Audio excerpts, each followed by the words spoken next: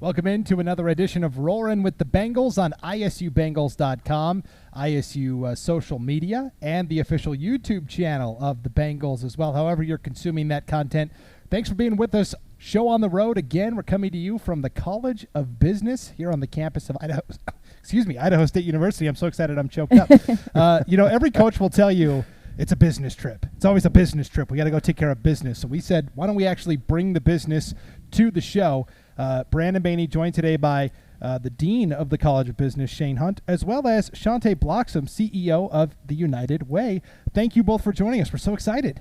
Thank you for having us. We're thrilled to be here. Welcome to College of Business. Yeah, I got to say, I love the building.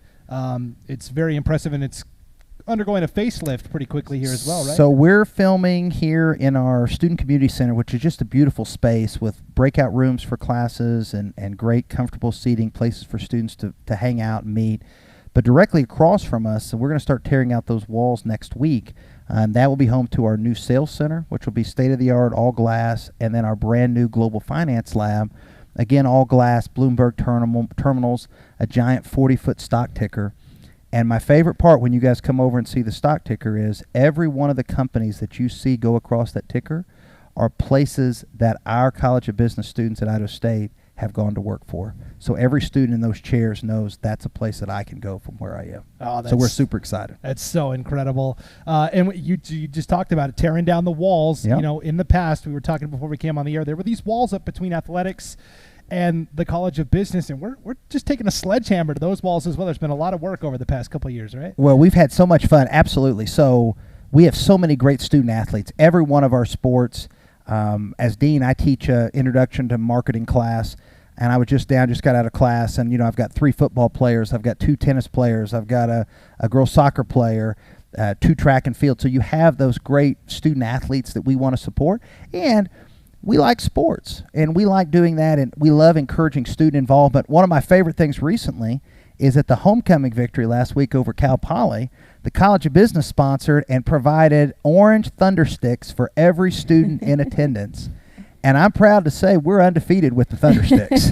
So we are going to do those more, and just so appreciate the partnership, though, with Pauline and Steve and John and everybody in the athletic department, the coaches. They've been great. And again, we enjoy it because those student athletes make our classes and our programs better and stronger. Yeah, that partnership between the College of Business and ISU Athletics, and then as well, and now we'll bring in Shantay, there's a partnership between Idaho State University and the United Way as well, right, Shantay? That is correct, Brandon.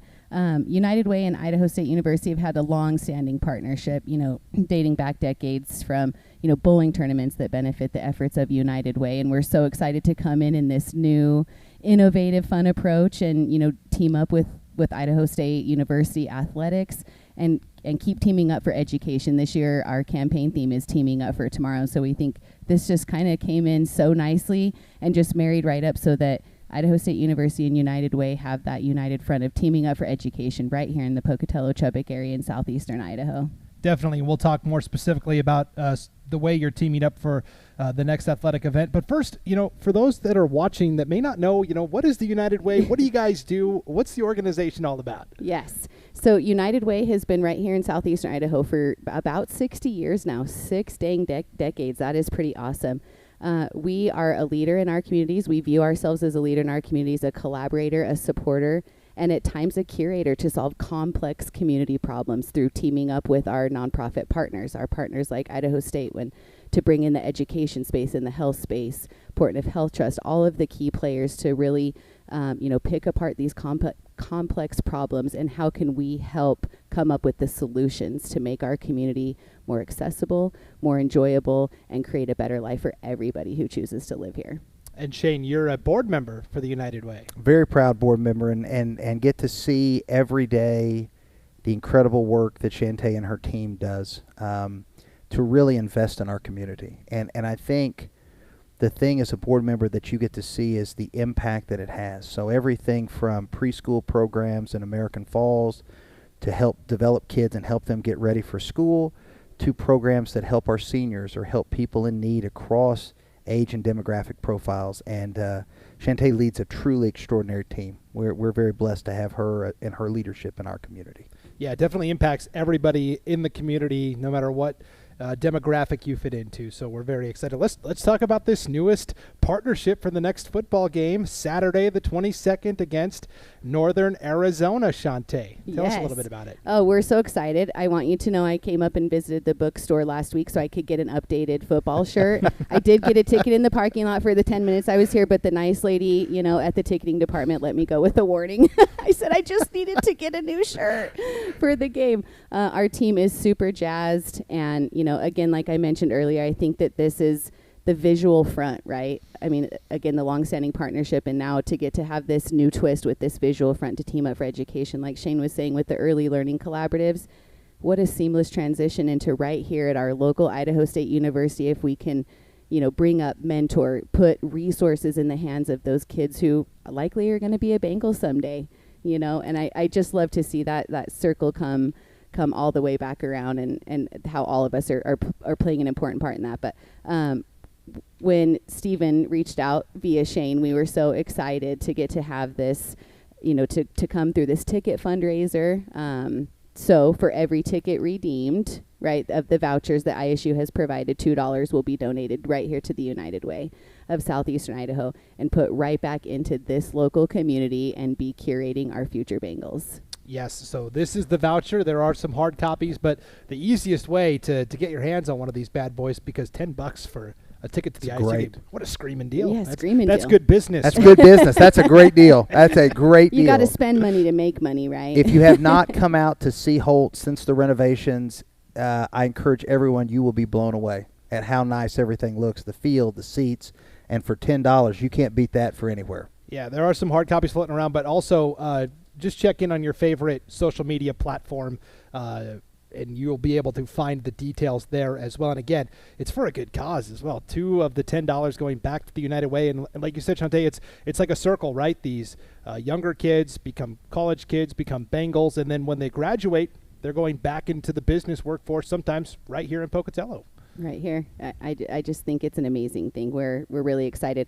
Also, we'll be sharing it through our social media platform. So for anybody who follows us, or if you don't, we'd love for you to come follow us and see about all the amazing things that we're doing right here in our community. But we're happy to email you the voucher or stop on down to our offices. I'm heading home with a packet of printed vouchers today. So awesome. It's going to be a great time. So again, we got to pack Holt Arena. The Lumberjacks of NAU coming to town on Saturday.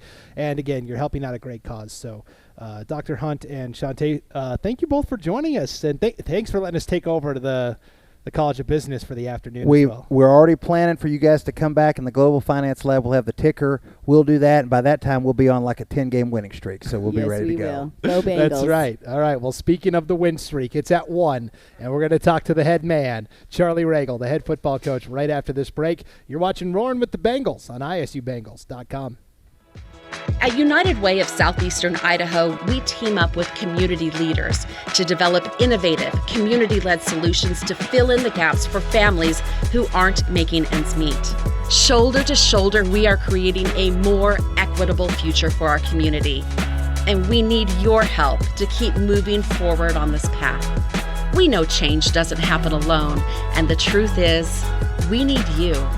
Invest in your community today through United Way.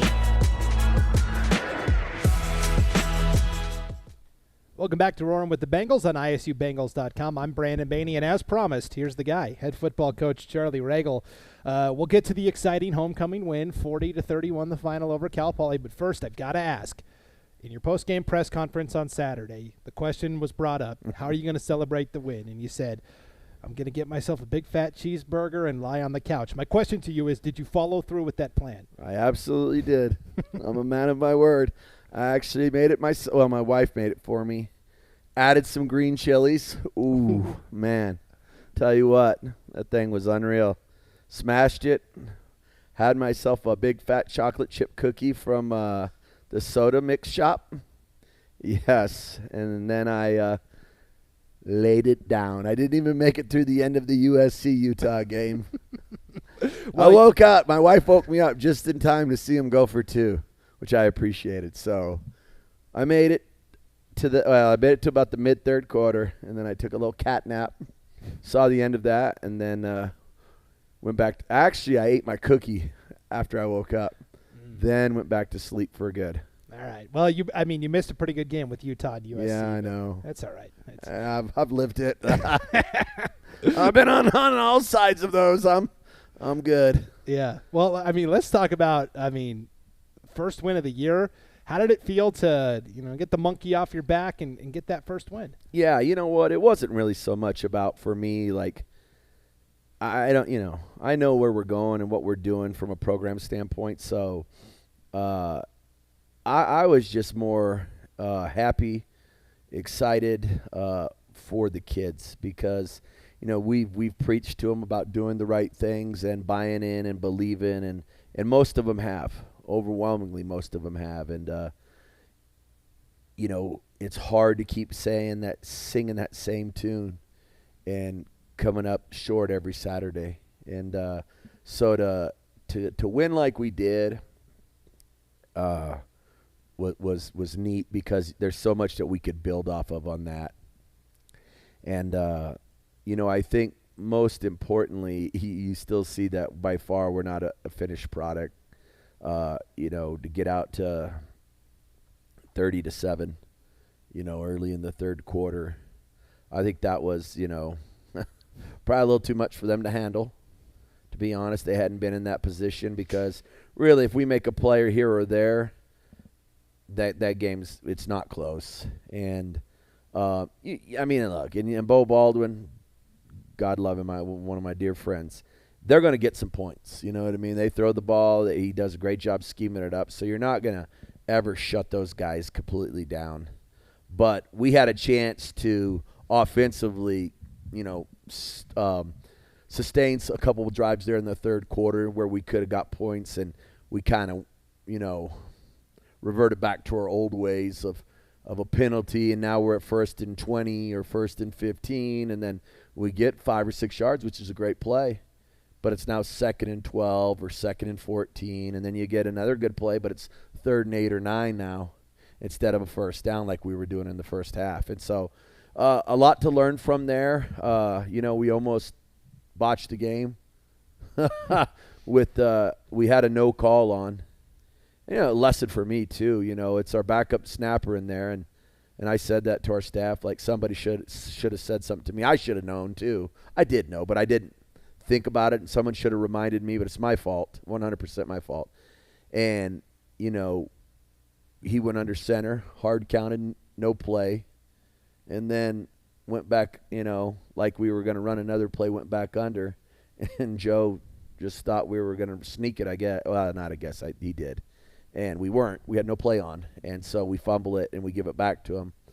And then, luckily, we get the pick by Charles to cap it off, and then, seal a deal with Ian's 44-yard field goal. Yeah, when you say no play, you were going to line up and run the clock down, try to get them to jump, and then take a timeout, right? Yeah, so we had taken a timeout and brought him over.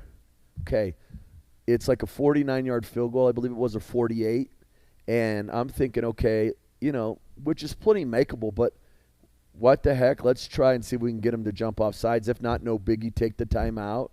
Nothing, no harm, no foul. And then we kick it, and, hopefully we make it, and it's a 2-score game, and the game's over anyway. But, no, it can't be that easy yet. So a lot of lessons to learn from that, and you know what? Here's the biggest positive out of that miscue happening, is that I've been on these guys when it's clutch situations and it's tough situations. Somebody has to step up and make a play. I've said it for 5 weeks. The key to winning is in their pocket, and they just got to take it out. And Charles did that, and I heard him say he cried after the game. He should have, and those were tears of victory, tears of joy, because he certainly worked hard that game to earn that and make that critical play at the end. And there's a lot of great plays, but that was big when we needed it most. Yeah, well, let's talk about Charles Ike. 2 interceptions on the day from a linebacker, earned some Big Sky Defensive Player of the Week honors. What was his reaction when he heard that? I think he was just, humbled and excited. Charles, pretty humble kid. I'm sure he was really pleased with it, but, he also had 9 tackles on the day. where I say is if you look at the growth, if you've watched us all season and followed us, early on in games they were throwing those balls over our head, and our backers weren't getting their drop to the proper depth. And so for them to be able to do that and, do it the way he did, where he got 2 picks, he's really progressed throughout the season, and he's had a nice senior year. And I told him that he'll remember that homecoming game the rest of his life. He'll come back on 10 years from now on homecoming and tell everyone how great he was.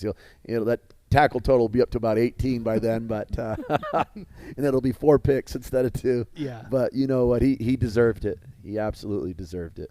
Yeah, what an incredible team victory, because there were times where the offense lifted the defense, and then at the end of the game, I thought it was converse, right, where the defense lifted the offense. Yeah, and that's I think by far our and again, obviously you win. It usually is like that. It's our most explosive play, number of plays in a game, the most complete game, offense, defense, special teams. We gave up no returns. We did explosive returns. We did a really nice job in all 3 phases, and I do agree with you completely. I thought it was just very good complementary football.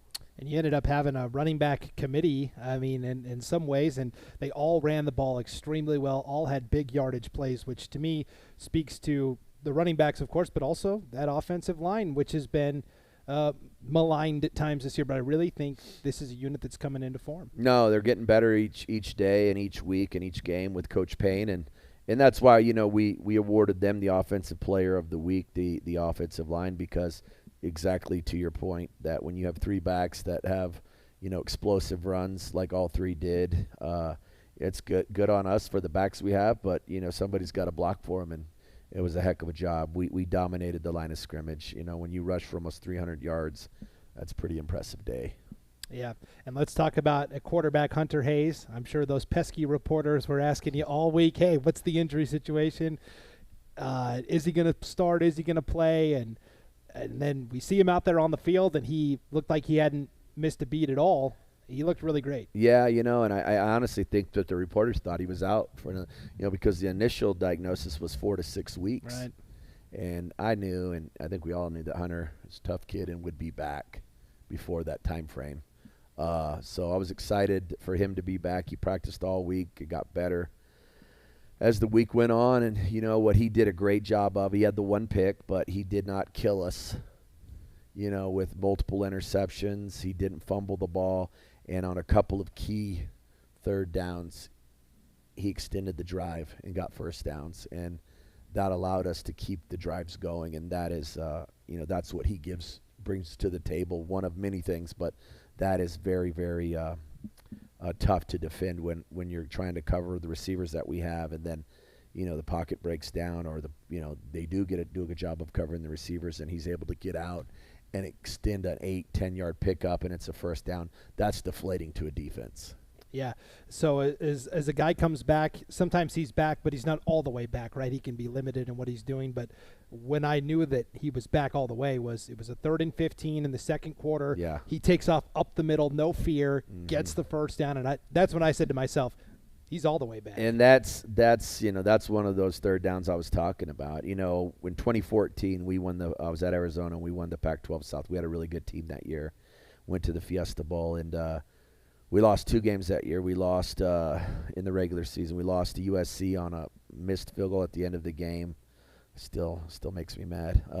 And then we played UCLA in the Rose Bowl and lost 17-7. And Brett Hundley, we had him in so many. Taylor and I talk about this to this day. We talk about this game.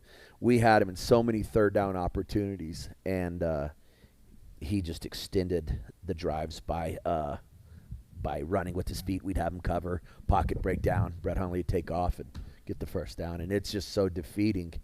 And there's nothing you can do. And one of the key stats in football is the conversions on 3rd down from an offensive side, and conversely, get off the field on 3rd down defensively. And they had more conversions, and we did not, and that's why they won the game. So to see Hunter do that, it's encouraging for the next handful of games we got left this season. Yeah, when you extend drives like that, too, you're keeping your defense fresh and rested. There's been some games this year where you guys have gone 3 and out so quickly that the defense is right back. Absolutely right, and that's been critical, and that was critical on Saturday, and we're getting a couple of those D linemen back. That Connor was back, Chester Gifford played for the first time this season, and we are adding more guys to that defensive line, and that's allowed them to be able to sub and stay fresh. And when we can do that, I mean, again, that's why we got 6 sacks. And obviously when you get pressure on the quarterback, guess what happens? You don't have to cover as long. And Pig City, baby. And, I think we had 7 sacks last year. I think we're at 15 right now, so we've over doubled that with, what do we got, 4 games left? Yep. Yeah, so that's it's pretty good. And, there are some no math major here in the College of Business, but I think those are pretty good numbers. All right. Well, we'll step aside and take a break. We'll come back and revisit the end of that Cal Poly game and crunch the numbers and get ready for Northern Arizona on Saturday as well. You're watching Roaring with the Bengals on isubengals.com. Who's the hardest to guard? I'd probably say Casey. Callie Bourne. Laura. Finley. Callie Bourne. Dang it. Definitely Finley. Callie Bourne. I don't know. Finley. Marcus. Laura. Callie. Finley. Laura. Oh, that's my Finley. Carson. Laura. Go with Finley. Finley. Cam, for sure. Finley. Who's the hardest to guard?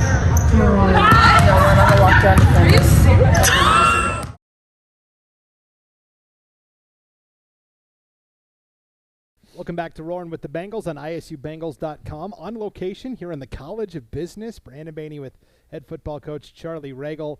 The College of Business provided Thunder Sticks to all the fans on Saturday, and want to know what the Thunder Sticks. You going to want to know? We better fire those Thunder Sticks up the rest of the season at home. Dr. Hunt is such an incredible human being. I have so much respect and appreciation for him. Just the time that he spends with our student athletes, he's so willing to help us, and really then that's how you build and grow a program with a guy like that. He's just an amazing person, and what he does for our football student athletes, and I'm sure he does it with other student athletes on this campus to try and enhance the brand. That's a guy that you definitely want and need in your corner, and I'm certainly glad he's the dean of our business school, because he's just flat out one of the best people I've ever been around. Yeah, it's not like all those cliches from the 80s movies where academia and sports are at a loggerheads all the time, right? It really is a copacetic situation where you're working hand in hand. Yeah, not with him, man. That guy he's all about the student athletes, and he's about ISU, which I can totally appreciate. You know what I mean? Like, I sit over in the athletic side of things, but I want great things for our School of Business or School of Education. I want ISU to be as great as humanly possible, because that's part of who I am now, and so whatever I can do to help enhance that or foster that, I'm all for. And you just hope that we can continue to get further reciprocation from other schools, education. I'm not saying we don't, but just continue to grow the brand and enhance it. And when you do that, man, it makes for a fantastic university. Yeah, the bar's been set high, that's for sure, here at the College of Absolutely. Business. No doubt. I wanted to ask you about this, where there's been some games in Holt Arena this year where there's been a loose ball, a fumble, and it just always seems to bounce right into the opposing team's hands. Well, on Saturday, finally, there were some of those plays, and it finally went your way. I mean, do you think about that at all? Or yeah, especially during the course of the game, right. Or when you go back and watch the film on Sunday, like, ooh, that was close, Now, I will say this, they fumbled the ball a couple times and got back on it too, you know what I mean? So I think, you always tend to say, like, man, that ball bounced our way when we got the W. Never seems quite to bounce our way when those L's come, but it did. We had 2 fumbles that we recovered. I think they had 2 that they recovered as well, but obviously it was the interceptions that ultimately killed them. Yeah, definitely. Let's talk about the end of the game. You've got the 2-score lead, and you're trying to run the clock down. Are you thinking about at what point in the fourth quarter do you start thinking like let's start using as much of the play clock as we can? Well, we got the ball, in the second half, we're saying like, hey man, like we want to stay aggressive, but let's run the ball like we did in the first half and shorten the game because they like to throw it. It's going to extend it. As we got into that fourth quarter, I was certainly thinking that, and then when we got that ball with like 4 or 5 minutes left and we kind of started driving it, and maybe it was 4 minutes, and we got it down to 2-something where, they had to burn all their timeouts. And because Charles got the one interception, and then it was Josh that got the final interception. Right. So when Charles got that interception, right, it's like we can run the clock out with the first down. Well, we get to third and 1, and then, it's 4th and 1. And it's like, okay, like I said, we'll go up. They've used all their timeouts. Really, all you needed is first down, and the game's over. But you kick the field goal, 2-score game's over as well. And so, it was in that after Charles got that pick that we said, hey, we can eat this clock away and with one first down and win the game. And we were a yard away, and then obviously I told you what happened. So, I think when you get a lead like that, it certainly crosses your mind, especially with a team like that, because they can score in bunches, and so it's like, and that was kind of our whole plan going into the week, was to run the ball effectively and keep the ball out of their hands offensively. You almost ran it too well at times. Yeah. Got the big touchdown on the opening drive. And right. Yeah. I was curious about that because you had mentioned in our first segment about, learning how to finish games and still staying aggressive. It's kind of a fine line between, okay, we're going to run the clock a little bit, but we also want to stay aggressive in what we're doing. No, most definitely. I think, though, the thing that really killed us late in the third, mid to late third, and probably the first 4 or 5 minutes of the fourth is when we started drives, we would get those penalties. Hold penalty, just a stupid penalty, false start, just like, and then we're off track. And that's, we're not good enough yet to overcome those obstacles. And, obviously, luckily we had the lead, but we can't do that. We can't do that on Saturday and beat NAU. For sure. Is there a penalty for too many penalties? What do you have the team run? What do you have them do? That's part of our DNA, it's built in throughout the week. And it's been built in since we started here. Like we and I go back to when President Satterley interviewed me and asked, what's your team going to be known for? Toughness, mental and physical, and savvy, like football savvy. We will not beat ourselves. Like we will play hard always as long as I'm the coach here. That's non-negotiable, or you won't be a part of the program. Like they understand that now, and no matter what, anybody that we see, they say, hey, Charlie, man, your kids play hard. That's the first part of building the program. Now it's, that's what they say to you when you're not very good. But in all seriousness, they don't even have to say that, But our kids do play hard, extremely hard. And then it's, getting better, executing, winning a few games, recruiting to that, and just, continuing to grow the program. And so they know better that they don't want to mess up, and losing is a big enough punishment when they do, and that's just something that we preach every day and we work on in practice. When you're on a losing streak like you were earlier this year and the mistakes are happening, it can cause guys to tighten up to the point where they're like, I don't want to make a mistake. You like to win, and you'd obviously want a clean win with no mistakes, but now that they've experienced a win while still making a few of those mistakes, does that loosen them up at all? Well, I think it gives you – it's always good to get a win, and when you have some mistakes in there, what a great time to go teach on it, right? Because it's, like you go in there and you're 0-6 and you screwed up the game before, and it's like, oh, man, like they know. That's why it was just the way the Montana State we went with the team, myself, we didn't even watch it as a team. Just we're skipping over that one, man. Like it just reset. We're all in on Cal Poly, and so that was a fresh start I think that they needed. This one was great to come back and watch on Monday because we won and we had mistakes that we could learn from and build on, and so it was a great great teaching moment. Yeah, that's every coach's dream, right? Absolutely. Get the win, but still have enough things that you can yes. go in and correct. No doubt. Yeah. All right, well, let's talk about NAU, the Lumberjacks from Northern Arizona. What do you know about these guys? Yeah, 2-win. I believe they're 2-4. They beat Cal Poly 2 weeks ago, week before we played them, 31-29, and then they beat Sam Houston early in the season. I think they're probably a little frustrated with their season. I think they had higher expectations. But again, we've played. I think they've played 6 games. You still got the back half of the season, and I'm sure they're looking at us like, hey, this is only a 1-win team that they beat Cal Poly, a team that they beat. Hey, we can go in there and get the win. They're a good football team. They've got a good program in place with Coach Ball, and that he's established in his 4th year. They've got some stout defensive linemen, really really thick in the inside, a little bit different D-line than we saw a week ago, where those guys were more penetrators. These guys are more strong at the point of attack, and they're hard to knock off the block. They've got a quarterback who had a heck of a year as a freshman. Really, they're I don't want to say they're similar to Cal Poly, but they throw it quite a bit. As you look at their stats each week, they've gone up and up and up every game, more and more in the passing realm. So they're going to throw it I would expect, probably in the high 40s, low 50s. And I'm sure they're going to try and screen us after some of the stuff they saw against Cal Poly, which I would expect. We've got to do a better job of getting off of blocks and running to the football and understanding where our help is, playing the leverages. My help's inside, don't run over him. If the sideline's here, don't run over. Just under basic football stuff in terms of leverage. We've got to do a better job at that. So I think they're going to try and exploit us there.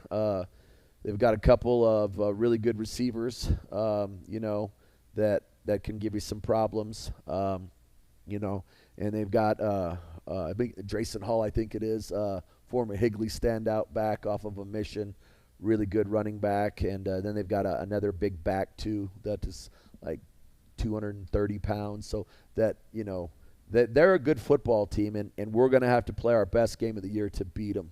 But I think our kids are playing their best football of the year right now, and are excited about the opportunity to play another home game. First time this season where we get back-to-back home games. And an opportunity, if we can execute and play at a high level, another opportunity to win. And if we were able to do that, I think it's the first time that we would have back-to-back wins here since 2018. Yeah, boy, that'd be something, wouldn't it? Yeah, that's a long time ago. You'd be doing cartwheels in here next week. Oh, man. I might be singing songs. I'll be so excited I wouldn't know what to do with myself. I really think we have a good opportunity. We're excited that, kids are playing with a little confidence, but we know, man, that is short-lived. Pauly's in the rear view. We were all business on NAU last night in terms of our walkthrough, focused on that. And then this morning, we had a really energetic practice, and we were dialed in. The kids are really focused, and they know. I think that having that taste of victory, and when you win, man, you feel a little taller. The air's a little cleaner. People are smiling at you, not frowning at you. At least it appears that way. And so I think that we've got a pep in our step, but, we got to play a good NAU team that's going to try and knock us off. And there's no easy Saturdays, as we all know, in the Big Sky, and we're going to have to play a better football game than we did a week ago to beat them. Yeah, I was going to bring that up. As fans will sometimes look at the schedule and go, "Oh, we already played Montana and Montana State, and we're on the back half of the schedule." But it's like you always say, the other team's good too. Like, you guys have made improvements, but so is NAU. They've gotten better as the season's gone along, right? And it's hilarious. They're like, "Oh, you played the toughest part of your schedule. You got a chance to get some wins." Well, nobody told me. I thought we had a chance to get some wins on the front end of the schedule right. too. It's like, well, those guys practice too. They have scholarships. They pay their coaches. They're coming here to win too. And I was talking with Bo, as I've mentioned, my affinity for him, and he had a great line. He told me in the pregame. He said, I tell my donors, half the college football teams in the country lose every week. And, that's a pretty humbling stat, man. Like, you know what? Half of the teams that play, they lose. So it's tough. It's hard to win, as Marvin Lewis said. And, we're continuing to learn how to win and grow. And it's part of the maturation process for us. But I think our guys in year one are handling it as good as they have, and as good as they can, I should say. And We have had some tough games, but we had 2 winnable games, man. We could be sitting here, and again, we are what our record is, always will be. But Central Arkansas, we let get away from us, and Northern Colorado. And, we could have 3 wins under our belt, but we're not. We're not there yet. And so we don't know how to overcome those situations yet. I think Saturday went a long way in helping us, but we got a long way to go. Well, and I know you'll say that all the wins count the same, but I will say that on homecoming especially, that really does get the fan base fired up and energetic, and, of course, you're counting on them again on Saturday to pack up Holt Arena. No doubt. I think, hopefully we got a little momentum there and goodwill for the fans to show up on Saturday. We've got the promotion with United Way and $10 tickets. If you want to come watch good football, this is the time to do it. Our guys are getting better, and they've worked tremendously hard for the opportunity. And, in order for us to continue to progress the program, we need to make Holt a raucous place. Raucous. If we can continue to make that a place that's tough on our opponents, and the people of Pocatello and greater Southeast Idaho can help us do that, we're all in and love their support. Definitely, yeah. It was homecoming last week. I think the 2002 football team was back for their 20-year reunion. Did you talk to those guys at all, incorporate them into? Yeah, I got a chance to say hello and spend some time with them on Friday. Ian Hershey, his dad, Jeremy, who I've got to know really well, is part of that. And he had a bunch of those guys down on the field on Friday and took them a tour of Holt, the remodel, half of it that's done so far. And so I got to interact with those guys and spend some time with a few of them, individually. So that was cool. It was really neat. A lot of different people came through my office on last week to say hello and just give their well wishes on what we're trying to do and where we're going with the program. So it's always cool about homecoming. Yeah, good motivator for your current guys too, right? That hey, championship level football can be attained here. These guys are proof of it. No doubt about it. It's what we've got to try and do is, it's micro and then macro, right? So when you look at, 1981 national champions, the time elapsed in between each championship that we have here is large clumps, and it's kind of like the wins.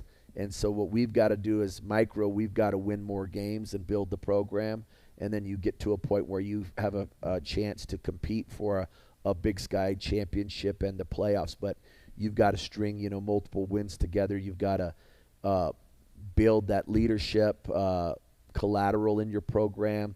You have to have true buy-in from your guys, and ultimately they have to run the program.